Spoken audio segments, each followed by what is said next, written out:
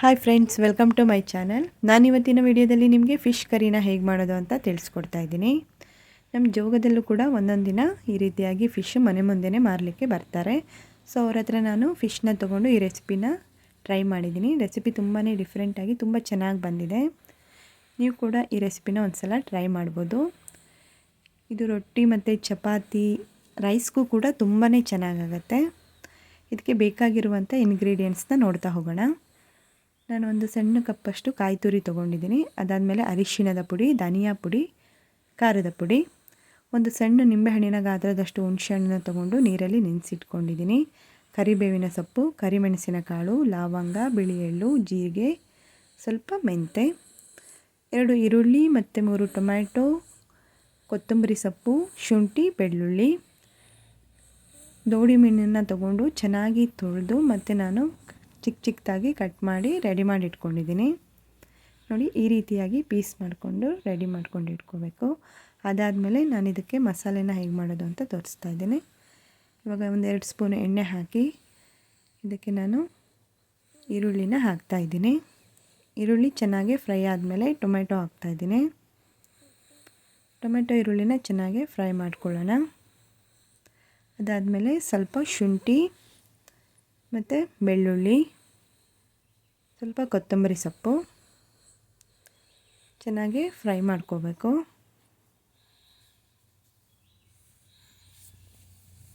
ಇವಾಗ ಚೆನ್ನಾಗಿ ಫ್ರೈ ಆದಮೇಲೆ ನಾನು ಇದನ್ನು ಒಂದು ಪ್ಲೇಟಲ್ಲಿ ಎತ್ತಿಟ್ಕೊಳ್ತಾ ಇದ್ದೀನಿ. ಇವಾಗ ಮೆಂತೆ, ಜೀರಿಗೆ ಮತ್ತು ಕರಿಮೆಣಸಿನಕಾಳು, ಬಿಳಿ ಎಳ್ಳು ಮತ್ತು ಸ್ವಲ್ಪ ಕರಿಬೇವಿನ ಸೊಪ್ಪು ಮತ್ತು ಲವಂಗನ ಹಾಕಿ ಚೆನ್ನಾಗಿ ಫ್ರೈ ಮಾಡ್ಕೊಳ್ಳೋಣ. ಇವಾಗ ಇದನ್ನು ಮಸಾಲೆಗೆ ಹಾಕಿ ಚೆನ್ನಾಗಿ ಗ್ರೈಂಡ್ ಮಾಡ್ಕೊಳ್ಳೋಣ ಮಿಕ್ಸಿ ಜಾರ್ಗೆ ಹಾಕ್ಕೊಂಡು. ಸೊ ನಾನು ಇದಕ್ಕೆ 1 ಕಪ್ ಕಾಯಿ ತುರಿನ ಹಾಕ್ತಾಯಿದ್ದೀನಿ.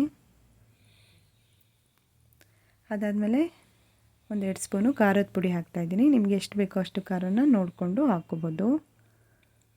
ಅದಾದಮೇಲೆ ಅರಿಶಿಣದ ಪುಡಿ, ಸ್ವಲ್ಪ ಧನಿಯಾ ಪುಡಿ, ಅದಾದಮೇಲೆ ಹುಣಸೆಹಣ್ಣು. ನೋಡಿ, ಇವಾಗ ಇದನ್ನೆಲ್ಲ ಮಿಕ್ಸ್ ಮಾಡಿಬಿಟ್ಟು ನಾನು ಮಿಕ್ಸಿ ಜಾರ್ಗೆ ಹಾಕ್ಕೊಂಡು ಚೆನ್ನಾಗಿ ಗ್ರೈಂಡ್ ಮಾಡ್ಕೊಳ್ತಾ ಇದ್ದೀನಿ. ಅದಾದಮೇಲೆ 1-2 ಸ್ಪೂನ್ ಎಣ್ಣೆ ಹಾಕಿ ನಾನು ಇದಕ್ಕೆ ಸ್ವಲ್ಪ ಕರಿಬೇವಿನ ಸೊಪ್ಪು ಹಾಕಿ ಮತ್ತು ಈರುಳ್ಳಿನ ಹಾಕಿ ಚೆನ್ನಾಗಿ ಫ್ರೈ ಮಾಡ್ಕೊಳ್ತಾ ಇದ್ದೀನಿ. ಸ್ವಲ್ಪ ಟೊಮ್ಯಾಟೊ, ಇದಕ್ಕೆ ಸ್ವಲ್ಪ ಉಪ್ಪನ್ನು ಹಾಕ್ತಾಯಿದ್ದೀನಿ. ಇವಾಗ ಗ್ರೈಂಡ್ ಮಾಡಿ ಇಟ್ಕೊಂಡಿರುವಂಥ ಮಸಾಲೆನ ಕೂಡ ಇದಕ್ಕೆ ಹಾಕ್ತಾಯಿದ್ದೀನಿ.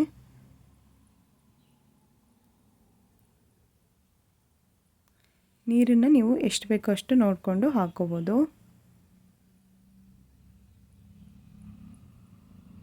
ಇವಾಗ ನಾವು ರುಚಿಗೆ ತಕ್ಕಷ್ಟು ಉಪ್ಪನ್ನ ಹಾಕ್ಕೊಳ್ಳೋಣ. ಇವಾಗ ನೋಡಿ, ಎಲ್ಲದನ್ನು ಚೆನ್ನಾಗಿ ಮಿಕ್ಸ್ ಮಾಡಿ ಕುದಿ ಬರೋವರೆಗೂ ನಾವು ಬೇಯಿಸ್ಕೊಳ್ಳೋಣ. ನೋಡಿ, ಚೆನ್ನಾಗಿ ಕುದಿ ಬಂದಮೇಲೆ ನಾವು ಇದಕ್ಕೆ ಚಿಕ್ಕದಾಗಿ ಕಟ್ ಮಾಡಿ ಇಟ್ಕೊಂಡಿರುವಂಥ ಮೀನು ಪೀಸನ್ನೆಲ್ಲ ಹಾಕಬೇಕು.